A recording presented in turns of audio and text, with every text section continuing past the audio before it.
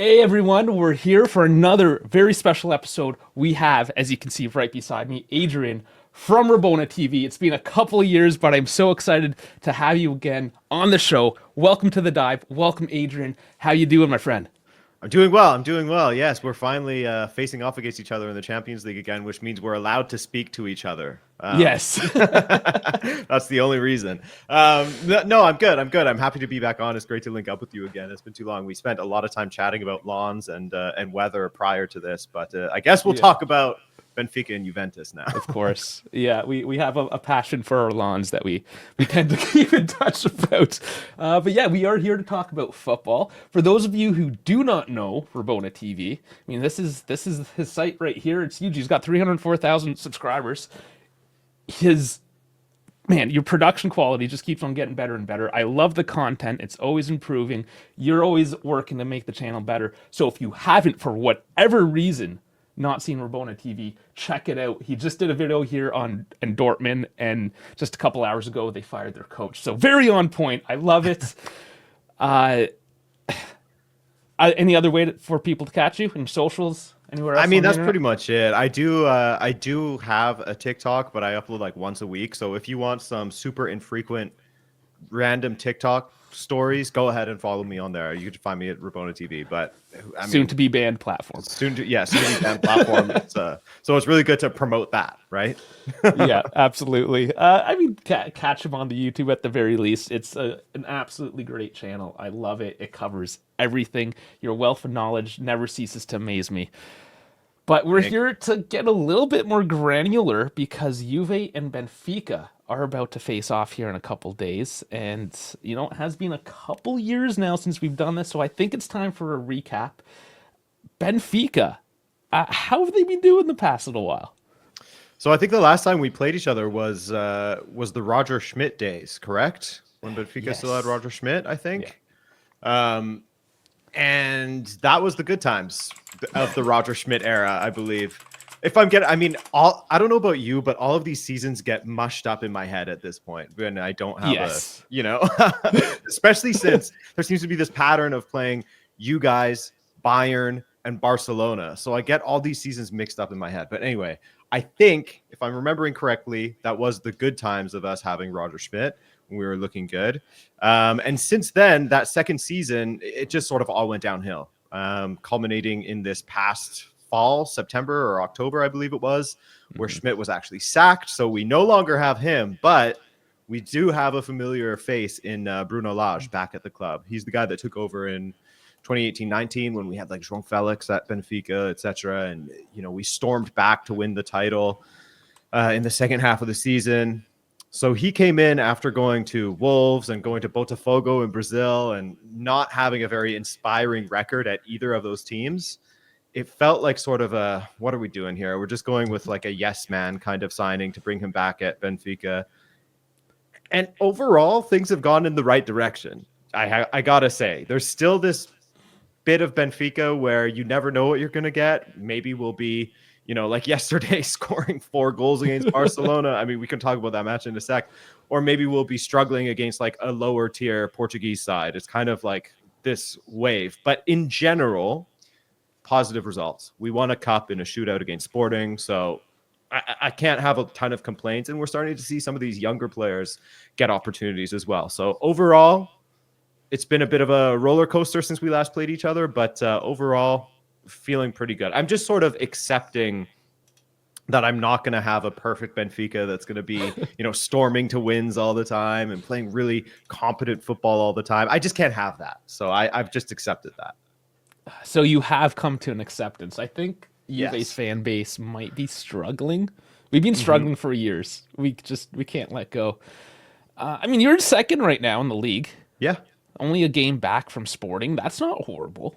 No, it's not horrible. And I think that we were definitely helped by the fact that Sporting lost Ruben Amorim to Manchester United. They had quite the flip-flop after when they brought in a former Portuguese right back, João Pereira, as their coach after Ruben Amorim, and they just slumped hard for a while. But they brought in a new coach. They're doing a lot better now, despite us beating them in the cup final, which was great.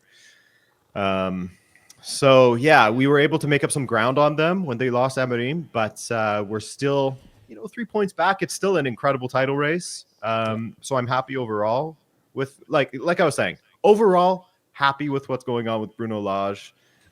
Sometimes I feel like we let ourselves down, but I mean that's just following the sport, right?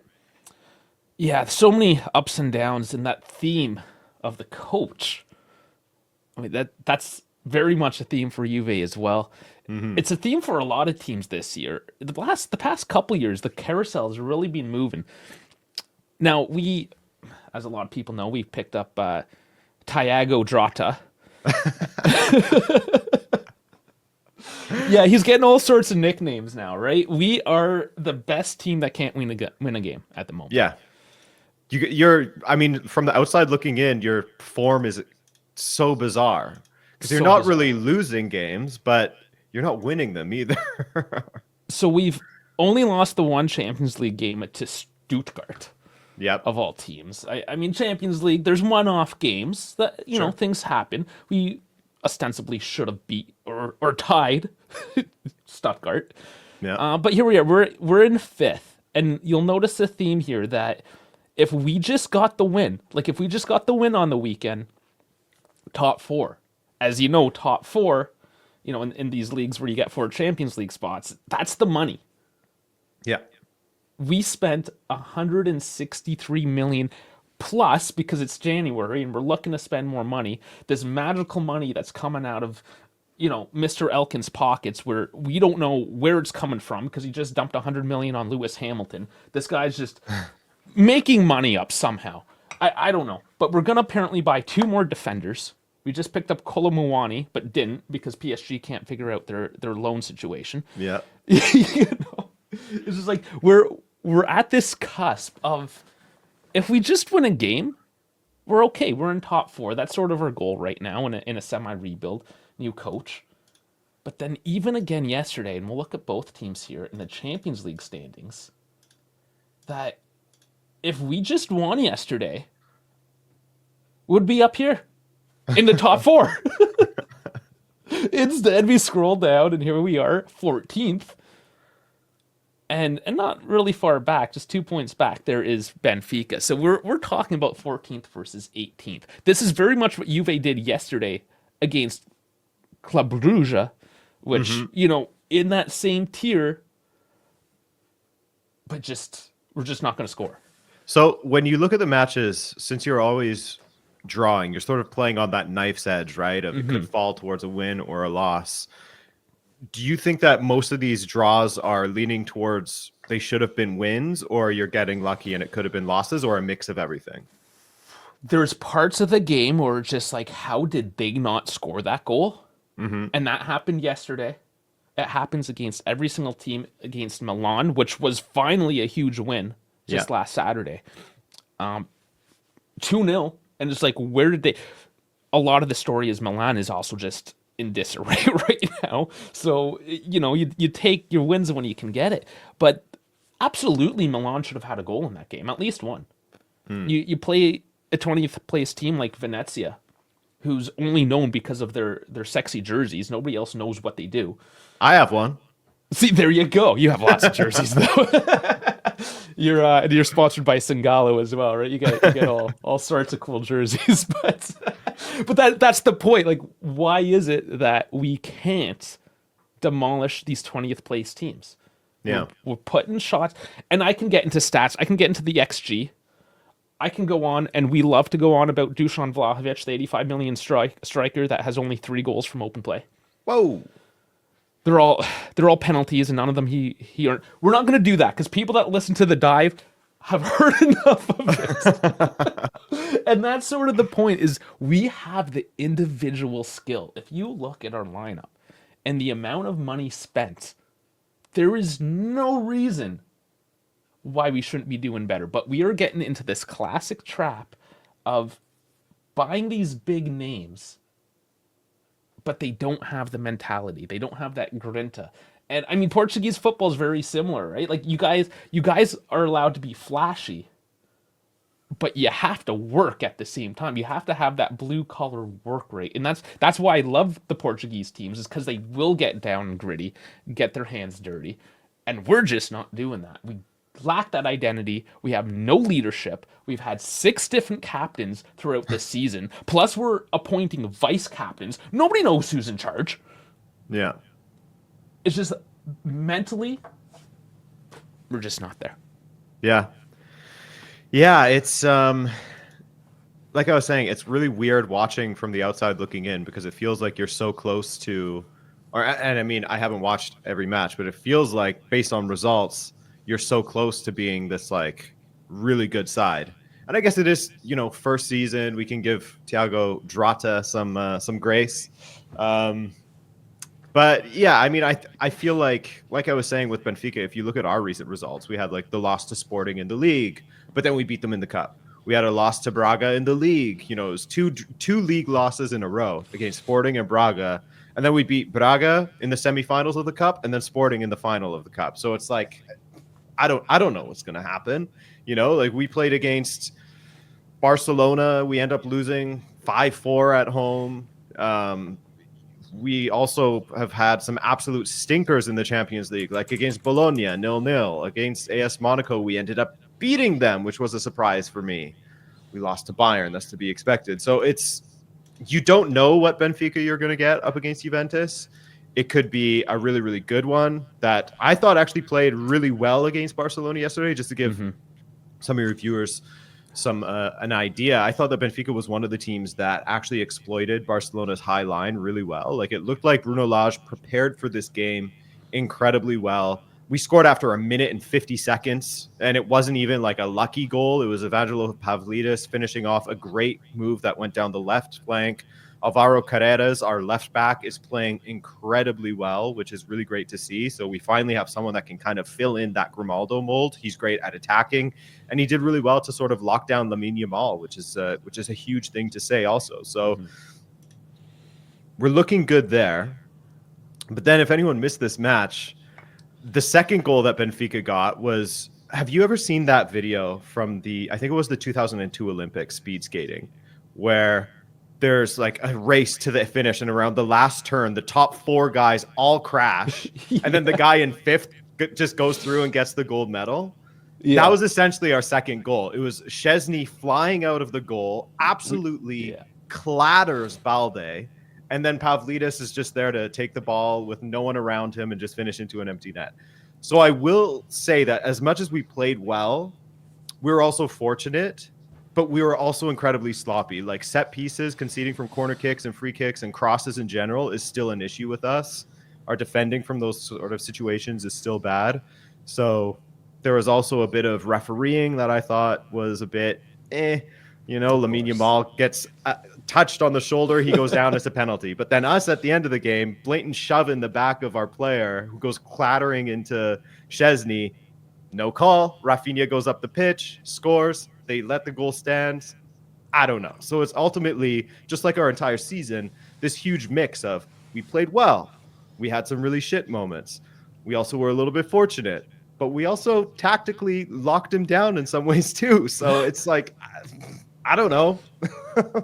I guess my biggest question then, because Juve is kind of like a steady mediocre, if you will, with a couple little blips up here. Maybe a dip once, but for the most part, it's like we're flatlined is the best way of putting this. Yeah. My biggest fear is playing against a team that's just going to park the bus because we don't know what to do with it. Is Benfica going to do that to us next week? I mean, there's a possibility. We did that against Bayern. And, we actually do have some good players now that are good on the counter. Like, we have this young guy named Andreas Schjelderup, who's like a young Norwegian, who we bought a couple of seasons ago, I believe, when we also bought Kasper Tengstedt, who I think is at Hellas Verona now. I think. But anyway, regardless, we got like these 2 Nordic dudes in the same transfer window, and the young guy we ended up sending back to Norway, he was seen as like the next big thing for Norway, and he's finally getting opportunities at Benfica and playing really, really well. He's had like goal contributions in the last few games. Yeah, so Kasper Tengstedt, he is at Verona. Okay. Yeah. Okay. Nailed it. Shelderup is still with us, and he's had goal contributions in like the last multiple matches in a row. Although I can't remember if he got anything against Bar. Yeah, he did. I mean, it was an own goal, but he was the one that made it, essentially. Yeah. He's a bit of a demon down that left flank. So we do have some guys that if we wanted to play on the counter with the distribution of Orkan Kokcu, this Turkish midfielder that we have, with the speed of Shelderup, with, Angel DiMaria, still got it. Still there. I mean, he's still got it. He's still scoring tons of goals, getting assists. Yeah. It's crazy to see. Super underrated, his career. We do have the ability to sort of hurt teams on the counter. And since we're playing away, maybe we will try to lock it down. I don't think we'll go to the extent of what we did against Bayern, which was insane. It was like, I think I said on one of my videos, it was like bunker ball, but like World War II meets like Helm's Deep, like bunker deep ball. Insane. Just like trying to hang in there for the draw. I don't think we'll do that against Juve. I think we'll have a little bit more confidence going forward, especially after this match against Barcelona. We'll see we can play. We don't have to sit back like this. So maybe but I mean, like I said, Lage prepared really, really well for this Barcelona match. So maybe he will sort of identify that you guys do struggle against a low block, and we'll play sort of a low block, but have these automations in order to break out quickly. Yeah, I'm honestly concerned because that is the game plan against Juve, low block. You guys are capable of doing it. It depends, right? At this point, it's just a matter of securing that playoff position. Both teams, I hate to say it, but like if we do another 0-0, it probably isn't horrible for either team. We live to fight another day. Yeah. So that's my biggest fear is we're just gonna, because I mean last night I was at a breaking point against Bruges 0-0. I can't take it anymore, man. It's too much. I know the amount of how many 0-0s have you been forced to watch? 0-0 straight up. I'm not sure, but that's the 18th tie, I believe, of the 13 in the league, and at least a couple more in the Champions League. Yeah, just off the top of my dome. Way more ties than losses. Only the one tie at Stuttgart. 8 wins in the league. Yeah. A couple more in the Champions League. Like it's completely unbalanced at this point. So that's my prediction is probably just another tie. Yeah. The only time I was wrong recently was against Milan because I just default. Everyone defaults. The whole community. Oh, it's going to be 1-1. You don't even try anymore. 1-1. That's our prediction. I mean, I'm just looking at the standings in Serie A now, and you have 13 draws and 8 wins. Yeah. And then in the Champions League, you have 3 draws, 3 wins. Man, the makeup of your draws to wins has got to be insane. Hence the names. Draw Ventus, Tiago. Like, it's just put in draw, tie, anything into the Juve nomenclature, and it works right now. Like, just doing quick, inaccurate math, it seems like about 3 out of 4 matches are a tie, basically. So what we have not yet done, and this is where I throw in the towel, I think. So when you have your last 5 games, if they all go gray, that's when I give up. At no point yet has there not been a green dot there. Okay. So I'm still okay. I live on.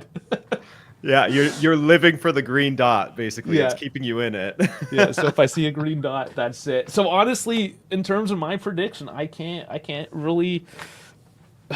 I mean, the numbers will just dictate. I got to go 1-1. That's the betting line. Do you have like an out-and-out score line that you want to predict this far ahead? I mean, it does. Everything you're telling me points to a potential draw or like a maybe slightly in favor of Juve. But I'm gonna be positive. I'm gonna go with this sort of momentum that we have where we're able to score goals. I'm gonna say a 2-2. Okay, that would be exciting. I would love that. The great thing, this is actually going to be the first game I'm going to miss because I'm working pretty late that night. I'm not going to be able to see it and watch this one be the one banger of the season that I'll just completely miss. So, I mean, at least the one thing you got to be happy with is it seems like your defense is pretty sound. considering that we lost Bremer, and that is a good point to note, and Cabal pick up this season. Yeah, injury-wise, we lost huge on the back line. Bremer, top defender, just worldwide, just a beast, absolute beast. ACL, like all the top players this year, congested, 50-plus games, everyone's getting ACLs. Oof. So considering where our defense is, and we're playing McKennie, Cheeseburger Big Mac McKennie, he's played, the only positions he has not played this season is goalkeeper and central defense. Get him in there. Throw him in. He's our left back. Our right back is a 21-year-old. You know what I'm saying? Just considering where our defense is and the mistakes that we have made, not the worst situation in the world. Yeah. Yes, if Bremer was around, would we have maybe prevented a goal, got a win out? Sure. It doesn't take away from the fact that we can't finish. And Dusan Vlahovic, he's either going to give you the best goal that you've seen in recent memory, like make you fall out of your chair, or he's going to miss a completely empty net as the goalkeeper's off in the touchline signing autographs. It sounds like sounds like he's sort of becoming a Darwin Nunez. That's the character. name that he gets compared to. Darwin Nunez, yeah, because he just can't finish. Oh my God, interesting. I didn't foresee that coming, but yeah. Okay, interesting. So hopefully he'll be playing all misses, no hits against us. No, or he'll score a goal against you, and you'll be like, I can't be upset with that. That was beautiful. Yeah. I don't know which version you're gonna get. Nobody knows. Two mysterious teams. Very mysterious. So that's to say, we spent the last 20 minutes or so telling you guys we have no idea what to expect. It should hopefully be a fun one. At least the opposing fan bases or the neutral fan bases out there have a better an idea of who Juventus and Benfica are in January 2025. Let's see what happens on Wednesday. Otherwise, Adrian, thank you so much. You're a super busy guy. You have to move on to your next appointment here, so I won't keep you any longer. Any parting words? Anything you want to tell the fans? No, just thank you for having me, and hopefully we're subjected to an entertaining one and not a fall asleep gray circle. Well, good luck to everyone. At the very least, that's what we hope for. An entertaining game to watch. Win, lose, tie. The community is large and we all love each other. Adrian, love having you on. My boy from Montreal. We didn't even go through the whole Canadiana thing. We're just like a couple hours down the road from each other. But you're always welcome here. Thank you so much. And guys, if you haven't checked out Rabona TV, like, what are you doing? Just go right now. Do it. Subscribe. And subscribe to me if you haven't already. I'll take another like. All right, guys. Thanks a lot. And we'll catch you on the next one. See ya.